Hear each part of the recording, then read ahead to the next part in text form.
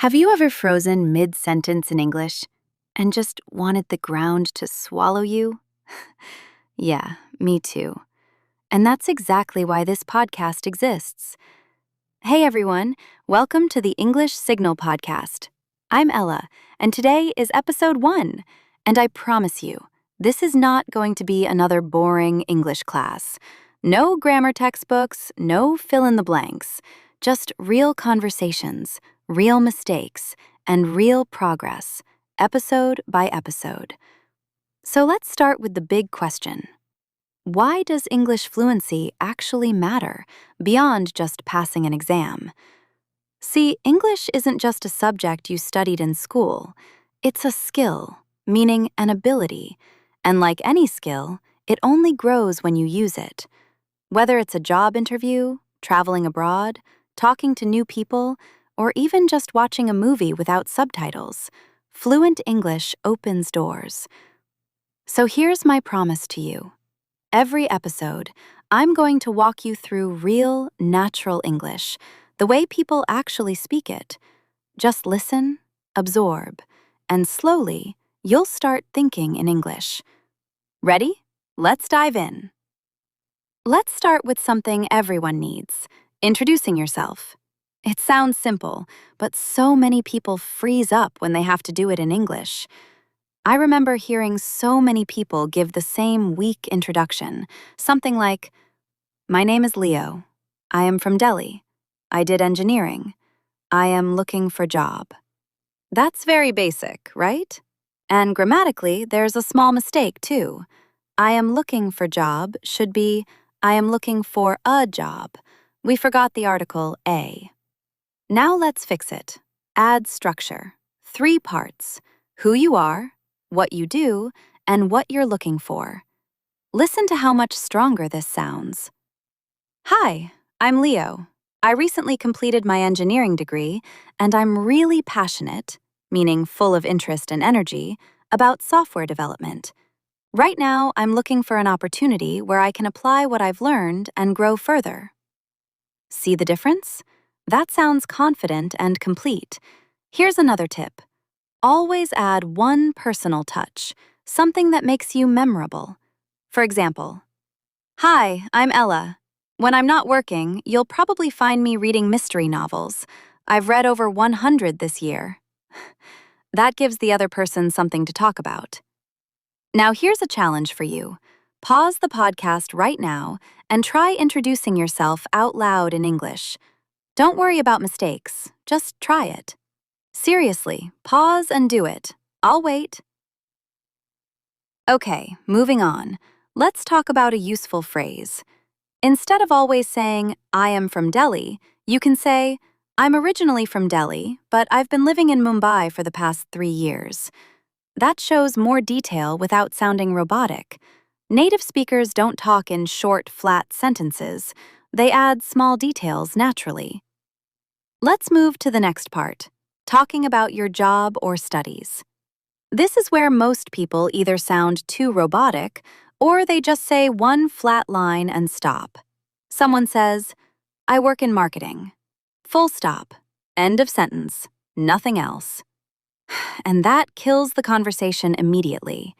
Instead, try this. "I work in marketing, specifically in social media strategy. I've been doing this for about 2 years now, and honestly, I love it because every day is different." That answers the question, but it also invites the other person to ask a follow-up question. That's the goal in any conversation. Give the other person something to hold on to, something to respond to. Let's talk about hobbies next, because honestly, this is where conversations get really interesting. So many people, when asked, "What do you do for fun?" just say, "I like watching movies." And that's it. Boring, right? Let's upgrade it. "I'm a huge movie buff, someone who loves movies, especially thrillers and mysteries. Last weekend, I actually watched 3 movies back to back." See, movie buff and back to back, these are natural phrases native speakers use all the time, but textbooks rarely teach them. Here's another example. "In my free time, I'm really into hiking. Whenever I get a weekend off, I try to explore a new trail. It's my way of disconnecting from screens. Notice the phrase, I'm really into. That's such a useful phrase. You can use it for literally anything. I'm really into cooking. I'm really into photography. Now let's move to something a bit trickier. Small talk starters. This is for when you meet someone new and there's that awkward silence. Here are 3 that always work. The classic one. So, how do you know the host? Useful at parties or events. Another good one. Have you been to this place before? Works at restaurants, events, offices, anywhere new. And my personal favorite, what's been keeping you busy lately? It's friendly, open-ended, and works with almost anyone. These 3 lines alone can save you from so many awkward silences. Let's also cover something important, asking questions back. Many learners answer questions well, but they forget to ask anything back, and the conversation just dies. The simplest fix, after answering, just add, "What about you?" or "How about yourself?" Let me show you how this works in a real exchange. Imagine 2 people meeting at a networking event. One says, "Hi, I don't think we've met. I'm Ella." The other responds, "Hi, Ella. I'm Leo. Nice to meet you. So, what brings you here today?" Ella replies, "I'm here representing my company. We're launching a new app next month. What about you? What brings you here?" And Leo says, "Oh, nice. I'm actually just here to network and meet people in the tech space. I'm exploring new opportunities right now." That's a full, natural exchange. See how it flows back and forth? Neither person gave a one-word answer. That's the real skill. Keeping the ball rolling, meaning keeping the conversation going, not just answering and stopping. One last thing before we move on. Confidence. Even if your grammar isn't perfect, speaking with confidence matters more than people think. I've met people with excellent grammar who sound nervous and unclear, and people with simple English who sound confident and get their point across perfectly. So here's my tip. Don't wait for perfect English. Speak now, make mistakes, and improve as you go. That's literally why I made this podcast. Now, before we move to vocabulary, let's talk about something that trips up almost every learner. Small grammar slips that happen even when your vocabulary is strong. Let me give you my top 3. Number 1, mixing up since and for. People often say, "I am living here since 3 years." That's incorrect. It should be, "I have been living here for 3 years," or "I have been living here since 2021. For is used with duration. Since is used with a starting point. Number 2, forgetting the before certain nouns. People say, "I went to market," when it should be, "I went to the market." English articles are tricky because many Indian languages don't have a direct equivalent. It takes practice to get a feel for when to use a, an, the, or nothing at all. And number 3, using very in the wrong place, like saying, "I am very disagree with you." That's a classic mistake. Very is used with adjectives, not verbs. You'd say, "I completely disagree with you," or "I strongly disagree," not "very disagree." These are small things, but fixing them instantly makes your English sound more polished. Let's do something fun now, a mini role play in my head, imagining a full conversation between 2 people meeting at a coffee shop, using everything we've talked about today. It goes something like this. "Hi, is this seat taken?" "Oh no, go ahead. I'm Ella, by the way." "Nice to meet you, Ella. I'm Leo." So, do you come here often? Yeah, I'm kind of a regular here. I'm really into their filter coffee. It's the best in the city, honestly. Nice. I'll have to try it then. So, what do you do, Ella? I work as a content writer for a media company, mostly writing scripts for YouTube channels, actually similar to what we're doing right now. No way, that's such a cool coincidence. I'm a software developer, but honestly, I've always been curious about content creation too. You should try it sometime. It's a great way to combine creativity with whatever you're passionate about. Definitely something to think about. Well, it was really nice talking to you, Ella. Likewise, maybe I'll see you here again sometime. See how every single tip we discussed today fit right into that one conversation? Introductions, small talk, talking about your job, asking questions back, and even, I'm really into. It all comes together naturally once you practice it enough times. That's really the whole point of this podcast, showing you real conversations, not just isolated rules. Now let's talk about one more thing, how to actually practice all of this on your own without a partner. Because most people don't have someone to practice English with every day. My first tip, talk to yourself. Seriously, when you're getting ready in the morning, describe what you're doing out loud in English. I am brushing my teeth. Now I am going to make breakfast. That sounds simple, but it works so well because it builds the habit of thinking in English instead of translating from your native language in your head. Second tip, record yourself once a week answering a simple question like, "How was your week?" and listen back after a month. You'll be shocked at how much you improve. It gives you actual proof of your progress, which keeps you motivated. And finally, read out loud. Pick any article, a news piece, even social media captions, and read them out loud for 5 minutes a day. It trains your mouth muscles and improves your pronunciation naturally.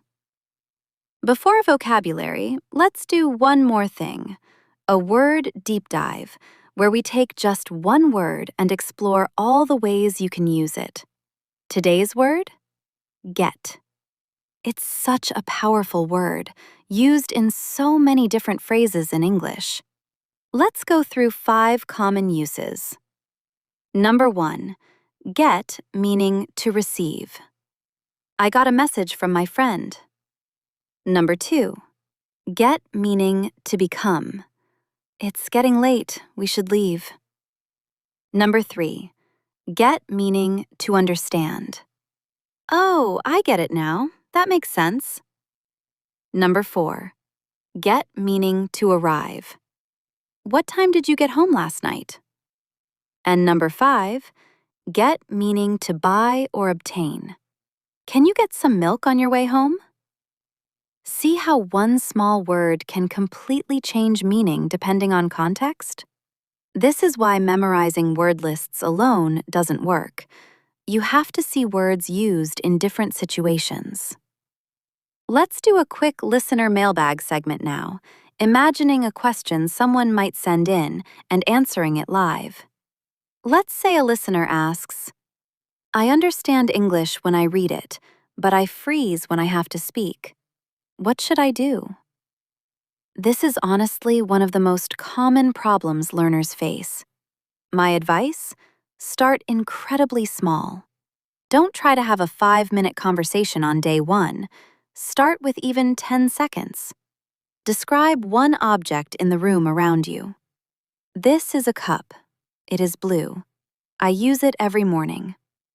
It sounds too simple, almost silly, but that's exactly the point. You're training your brain to produce English speech without translating first. And slowly, over days and weeks, you extend that 10 seconds to 30 seconds, then a minute, and so on. Another big tip, don't judge yourself while speaking. Most people freeze because they're mentally correcting every sentence before they say it. Just let it flow, mistakes and all. Here's another listener question. Should I focus on grammar books or just watching English shows? Great question. Honestly, both, but in different proportions depending on your level. If you're a beginner, a little grammar structure helps you build a foundation.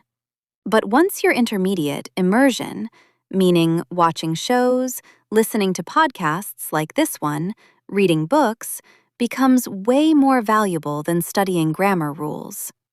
Real fluency comes from exposure and usage, not memorizing rules. Grammar books teach you the why, but conversation and immersion teach you the how. All right, if you have a question you want me to answer on the podcast, just drop it in the comments below. I'll pick a few every episode and answer them right here. We've covered a lot today. Introductions, talking about work, hobbies, small talk, asking questions back, common grammar mistakes, self-practice techniques, and our word deep dive. Before we recap, let's spend 2 minutes on pronunciation, because even perfect grammar sounds off if the pronunciation is unclear. Let's take 3 commonly mispronounced words. First, comfortable. Many people say it as comfortable, 4 syllables, but natives usually say it faster, closer to comfortable, 3 syllables. Second word, Wednesday. Notice the first D is silent. It's pronounced Wednesday, not Wednesday. And third, often. Both pronunciations, with or without the T sound, are actually acceptable, but the more common one drops the T. Often becomes often. These small details make a huge difference in how natural you sound. Now, let's really lock it all in with a quick vocabulary recap. 9 useful words and phrases from today's episode. Number 1, passionate about, meaning you really love or care about something. Number 2, originally from, used when you were born somewhere but now live elsewhere. Number 3, I'm really into, a casual way to say you enjoy something. Number 4, movie buff, someone who loves movies. You can use this pattern for anything, like book buff or foodie. Number 5, keeping the ball rolling, keeping a conversation going instead of letting it die. Number 6, what brings you here? A great small talk question at events or parties. Number 7, what about you? The simplest way to turn any answer back into a question. Number 8, trips up, when something causes you to make a mistake. And number 9, today's deep dive word, get. Remember, it can mean receive, become, understand, arrive, or buy, depending on context. Try using at least 2 or 3 of these today in a real conversation. Okay, here's your homework for next episode. Write a 3-line English introduction about yourself, who you are, what you do, and one personal detail that makes you memorable. Then say it out loud, in front of a mirror if you can. Don't write it and just read silently. Actually speak it, because that's what builds real fluency. And if you're brave, record yourself and listen back. You'll be surprised how much you improve just by doing this once a day. Even 1 minute a day, over 30 days, adds up to real, noticeable progress. Remember, don't aim for perfect, aim for consistent. Small daily practice beats occasional long study sessions every single time. That's it for episode 1. Next episode, we're covering something everyone struggles with: ordering food and having conversations at restaurants. plus more common phrases you can start using immediately. Don't forget to subscribe and share this with a friend who's also trying to improve their English. The more you talk about what you're learning, the faster it sticks. Drop a comment below telling me your current English level and one thing you struggle with the most. I might just answer it in our next mailbag segment. See you in the next episode. Bye for now, and keep practicing.